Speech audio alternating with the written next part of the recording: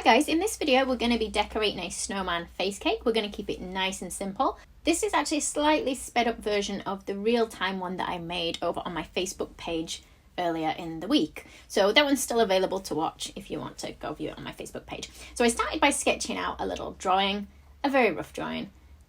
And I've just got a 6-inch round cake. So it doesn't, I've not worried about it being very big, but you can do it whatever size you guys want. It's going to be me eating this, so I didn't want to do it too big.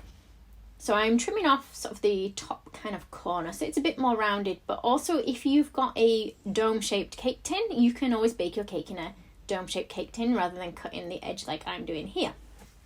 I'm going to fill it with a buttercream in the middle, and I've actually just used the salted caramel flavour one, the sugar and crumbs one. Guys, I'm going to put links to everything that I've used below the video as well, so you can see what you need to create this cake and where you can get it from. Incidentally, I do sell most of these things in my shop. I've just covered the whole thing in buttercream, just with a palette knife, and then I'm using a flexible smoother to just kind of scrape around the edges to give me slightly smoother sides. And I was thinking about texturing my snowman, so I had a bit of a play around before we actually started covering it properly with different texture mats. I think this was the dragon skin one, and I really liked that kind of texture for the snowman. You'll see later I completely forgot to texture my snowman, but the plan was to use that mat. So my cake went in the fridge for 10 minutes or so just to try and firm up the buttercream. You can give it longer if you want. And I used the marshmallow flavour fondant. I think this was the Renshaw's extra one. Again, I'll put links below to everything I've used. I'm just covering the bottom part of the face with the white, giving it a good press down at the bottom edge, and we're trimming off any extra. And guys, it's probably not a good idea to wear a big fluffy jumper when you're doing this, because the fluff from your jumper will end up in everything. I felt a bit Christmassy. I wanted to put one of my Christmas jumpers on for this video. Not that you guys can see me in the video. So I'm drawing in the mark where I want the mouth to be. So I'm going for a big open smile. I pressed in with my Dresden tool first, and then I cut it out afterwards with a little craft knife. You might find the buttercream sticks to the piece that you remove if it's not been in the fridge long enough. We're then going to create a thin piece of black, you can use fondant or modelling paste, to the same shape, and we're going to fill in that mark. Just make sure it's not thicker than the white fondant, otherwise it'll stick out too much. I've got a tiny bit of pink, and we're going to place it in the bottom of the mouth so it looks like a tongue. It's kind of like an oval shape we've put in there. Then we're going to have a bit of a play around for the nose. So I couldn't decide whether to go carrot shape or whether to go kind of more rounded, like the one on the snowman, the program The Snowman. But I went for a carrot. So a little teardrop with some lines. And again, for the eyes, it was undecided whether to have them slightly protruding or whether to keep them completely flat. So I did one of each first so I could see which I preferred. Sorry, that would be my dog in the background. And then the little eyelashes over the top. So remember guys, I actually made this earlier in the week over on my Facebook page. So if you want to see the full length version or in real time, you can watch it over on my Facebook page still. Still available to watch back at any time. Okay, so I decided the flat one was better. So it's just a small piece of black that's thin at each end, and then we curve it so it's arched upwards for each eye. Sometimes keeping it quite simple just makes it look a little bit cuter and neater.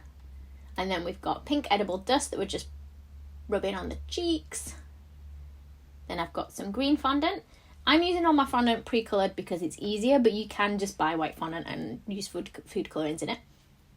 So I've got a long thin piece, and I'm texturing it for my hat. So I've got a knit texture mold. This is the Katie Sue one. Again, I'll put links below the video for this. I think I pressed a bit unevenly on this one, but it's fine, it will do the job. So we're going to put it over so it just covers the edge of the white. You don't want to overlap it too much because there's already quite a bit of fondant. You might find that actually you pull a bit of this fondant off when you're eating it. Trim it at both ends, and I think stripes on the top for this. So I've got a piece of red. Now I did mean to put knitted texture in, and I didn't realise actually after I'd stuck it on that I forgot to put the knit texture on the red. I didn't want to pull it back off to redo it because it would just be covered in the buttercream. That was the texture mat that I forgot to use. So see, we push it in afterwards. Didn't work quite as well when I tried to press it in afterwards. You can still see it a little bit, but it's not quite the same. And then we'll put a bit of green on the bit of the head that hasn't got anything on. I'm going to try to remember to texture it first this time. I did cut a fairly straight line, but really I should have cut a bit more of a curve to fit it into that space there. I think it would have gone in a bit better had it been a curved edge that I cut onto that. Just make sure the pieces are pressed up against each other. You don't really want a gap between them, otherwise your buttercream might start squeezing out. It does want a big ball for the top, but we'll wait till after we've iced the board. Just going to put some extra lines in the edge of the cap, or woolly hat I should say, and some in the top here as well. Just gives it a bit more texture. So this time we're rolling a pale blue. So I've got the Renshaw's Extra, I think it's the baby blue one that I picked up. Just make sure that the width of it is the width of like the board around the outside edge of the face. I think mine might have been a bit small in some places. And I just added a bit of water to the board just so that it will stick. Where it was just a tiny bit short, I just rolled it back out so it stretched to meet the outside edge of the board. And I'm not worried about it fitting together at the bottom there because I'm going to add a body anyway, so I'm not going to worry about that.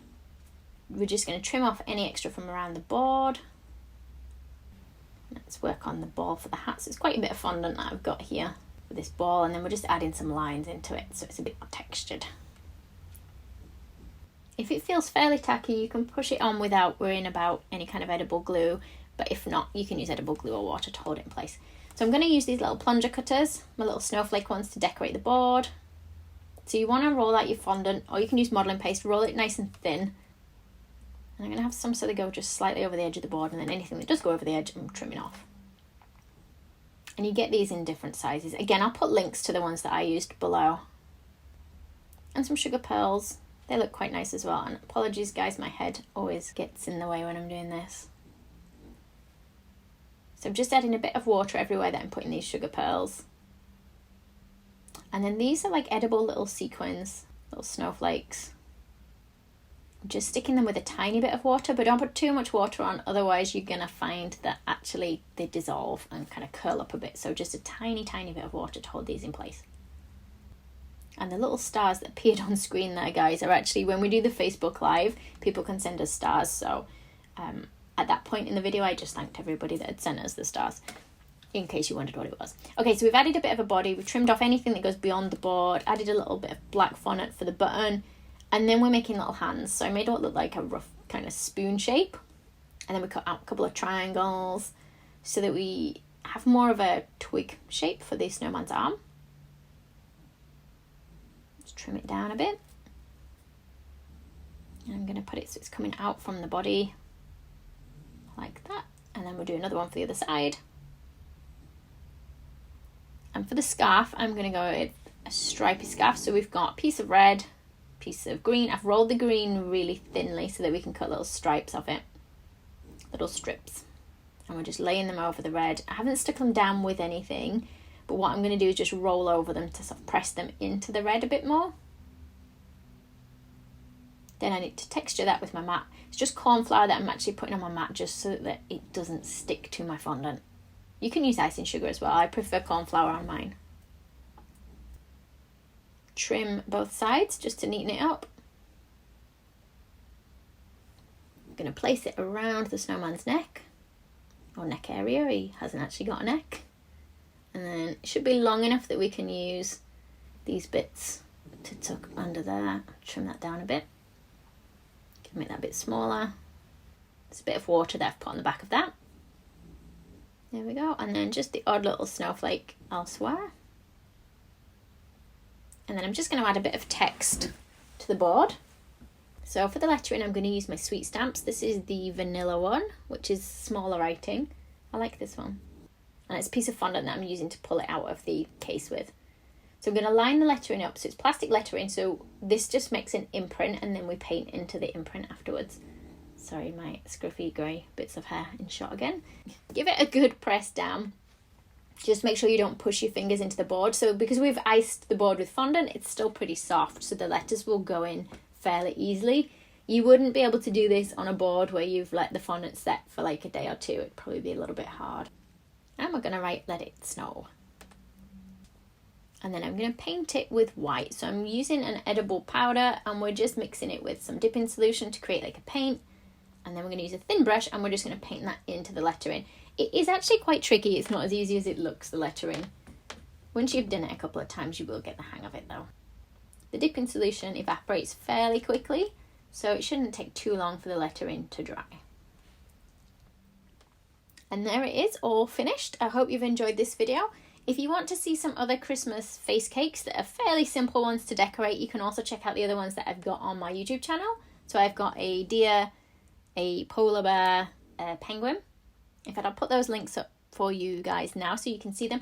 And also don't forget, if you do want to watch me live, we do Facebook Lives each Tuesday morning at the moment at 10:30 AM UK time.